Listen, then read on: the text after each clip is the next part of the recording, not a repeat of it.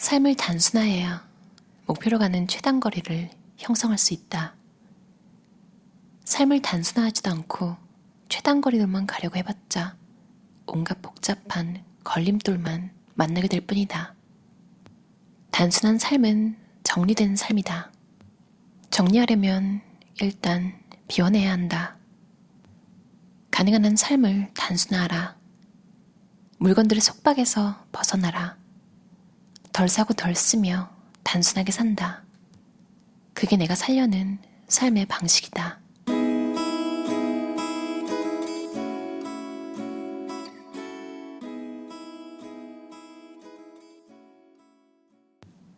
비움이 크면 공명이 커진다.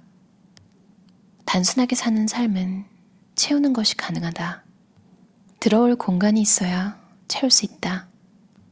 반면 복잡한 삶은 아무것도 들어올 여유가 없다. 정해진 시간 안에 많은 업무를 해내야 하는 하루 일과를 떠올려보자. 많은 업무를 잘 해내야 한다는 심적, 물리적 부담 때문에 자연스럽게 여유가 없고 꽉 짜인 빈틈없는 생활을 할 가능성이 커진다. 여백 없는 삶은 창의적인 새로운 생각을 차단한다. 창의적인 아이디어는 빡빡한 업무 시간에는 나오지 않는다. 인간은 자신이 자유롭다고 생각될 때 가장 창의적인 생각을 도출한다. 그래서 철학자들은 산책을 즐겼다. 여유롭게 걸어다니면서 자신만의 고유한 철학 체계를 만들어냈다. 일례로 칸트는 매일 정해진 시간에 산책을 나가는 생활을 평생 지속했다. 우리가 사는 공간도 마찬가지다. 발 디딜 틈 없이 물건으로 가득 찬 집안에 새로운 물건을 들을 수 있겠는가? 접시로 가득 찬 그릇장에 새 접시가 들어올 공간이 없듯 여유가 있어야 순환이 된다. 빡빡하게 채우기만 하는 삶은 순환을 막는다. 미국에서는 일명 생활 정리사라는 정리 컨설턴트가 유망한 직업으로 떠오르고 있다. 이 생활 정리사에게 집 정돈을 맡기면 그는 일단 의뢰인이 소지하고 있는 옷들을 모두 한자리에 꺼내본다고 한다. 살아가면서 소유하고 있는 옷들을 전부 꺼내어 그것의 실체를 체감할 기회는 의외로 그리 많지 않다. 하지만 나는 이사를 자주 다닌 덕에 체감할 기회가 꽤 있었다. 몇 년 전 이사를 하면서 나는 그동안 써왔던 옷장을 버렸다.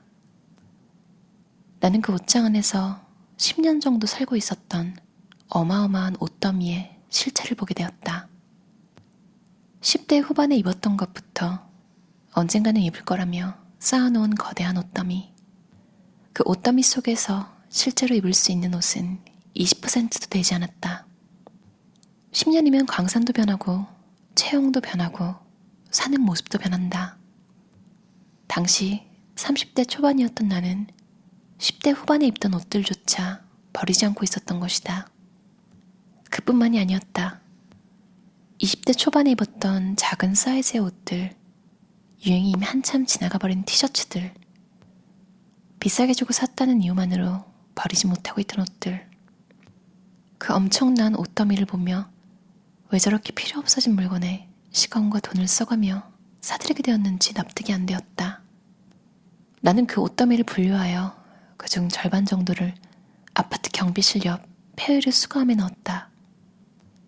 그 후 몇 번의 이사를 더 거치고 결혼도 하게 되면서 옷들을 구조 조정하듯 정리하는 계기를 자주 가질 수 있었다. 돌아보자면 결국 10년이 넘는 시간을 버려질 옷을 정리하느라 그 많은 돈과 에너지를 들였던 것이다. 더 허무한 것은 그때 옷장을 버리며 구조 조정에서 살아남은 절반의 옷들 중 아직도 살아남아 현재 옷장에 걸린 옷은 단 한 벌뿐이라는 사실이다. 그 한 벌은 해외에서 구입한 옷으로 산지 12년 정도가 되어서 사이즈가 지금 맞을 리 없지만 비싸게 주고 산 탓에 차마 버리지 못하고 있는 것이었다.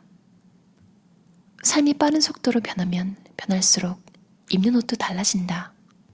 그동안 나는 변해왔다. 고등학생에서 대학생으로, 직장인으로, 작가로 거듭났다. 삶이 변하면 옷장 속의 옷들도 함께 변해야 하는 것은 당연하다.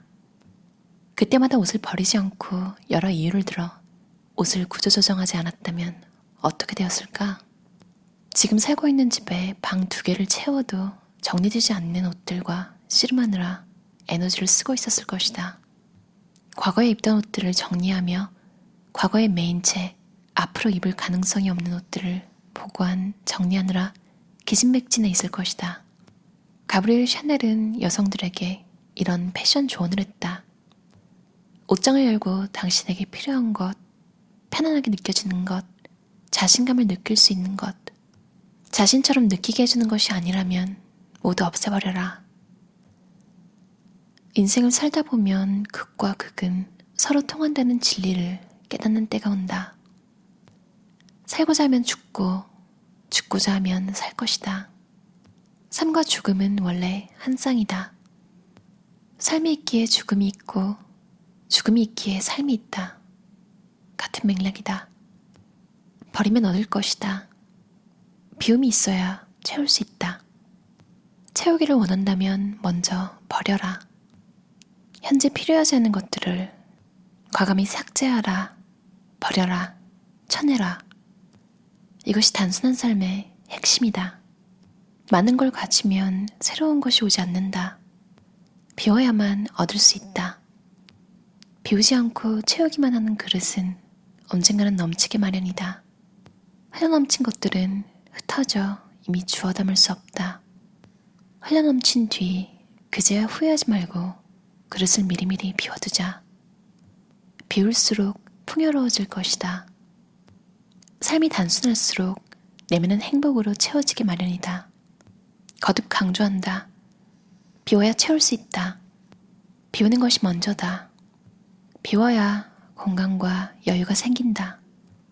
채우는 것이 먼저가 아닌 비우는 것이 먼저다. 미술이나 문학 분야에서 미니멀리즘을 추구하는 작가들이 있는데 그들의 목표는 예술로 이룰 수 있는 단순함의 미학을 실현하는 것이다. 절제와 고요를 추구하며 살려는 사람들은 머릿속에 미니멀리즘의 이상을 그릴 것이다. 번거로움과 복잡함에서 벗어나 최소주의를 지향하되 아름답고 기능에 충실한 것을 딱 필요한 만큼만 사서 쓴다. 복잡하다는 것은 본질에서 벗어남을 보여주는 징후다. 어느 경우에도 본질에 충실한 삶은 단순하다. 단순함은 본질을 지향하는 간소한 생활을 한다는 것이고 나 자신이 만든 삶의 기율에 충실하다는 뜻이다. 단순하게 살고 싶은가? 그렇다면 먼저 주변에 흩어져 있는 물건들을 정리하라. 쓰지 않는 물건들은 필요가 없는 것들이다. 그것들을 과감하게 내다 버려라. 물건의 수를 줄이고 간소한 생활을 되찾는 것은 나 스스로 주체가 되는 생활로 되돌아가는 것과도 상통한다. 물건들은 삶의 환경이자 삶의 일부지만 필요 이상으로 넘칠 때 짐으로 전락한다. 나약한 정신을 가진 사람일수록 쓸모없는 물건을 버리거나 치우지 못한다. 그런 부류의 사람은 제 주변을 정리하지 못한 채 복잡함에 끌려가며 살아간다. 단순하게 살고 싶은가? 그렇다면 몸에서 잉여에 지나지 않는 지방을 빼듯 불필요한 것들을 과감하게 버려라. 현재 사용하는 가구, 그릇, 옷, 그 밖의 물건 중에서 가장 유용하고 좋은 것들만 남겨라. 나머지 것들은 이웃에게 나눠주거나 구호단체에 기증하라. 쓸데없는 물건들을 치우고 나면 거실은 훨씬 넓어진다. 넓은 자리를 차지한 소파를 드러내고 불필요한 장식물들을 치워라. 외출해서 돌아와 텅 빈 거실의 정갈함에 기분이 정말 좋아진다.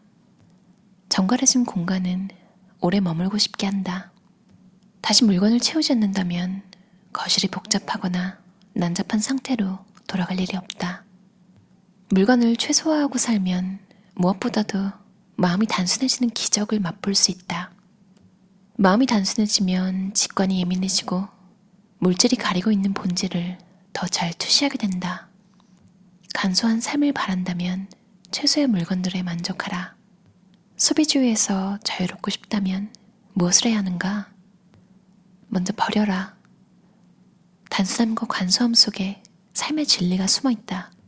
당신의 삶을 지금보다 더 단순화시켜라. 넘치기보다는 부족한 듯 사는 것, 그 간소함 속에서 본질과 진리가 빛난다. 소유하는 것이 존재하는 것보다 더 중요할 수는 없다. 짐이 되는 것들을 덜어내고 버린 뒤 인생의 진정한 가치들에 집중하라. 나이를 먹으면서 다양한 방식으로 자신을 포장하기 시작한다.